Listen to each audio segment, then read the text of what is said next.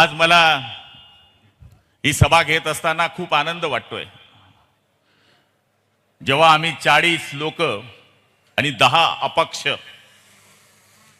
गोवाटी गेले होते, काय झाडी काय डोंगर,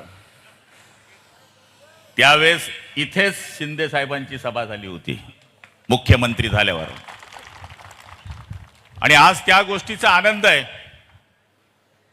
जरी आज शिंदे साहेब या कार्यक्रमाला उपस्थित नसले तरी त्यांचा दुपारी मला फोन आला आणि त्यावेळेस मी त्यांना बोललो की आदरणीय श्रीकांत भाऊ माझ्या वाढदिवसाला येत आहेत। साहेब, मी एक फकीर माणूस होतो,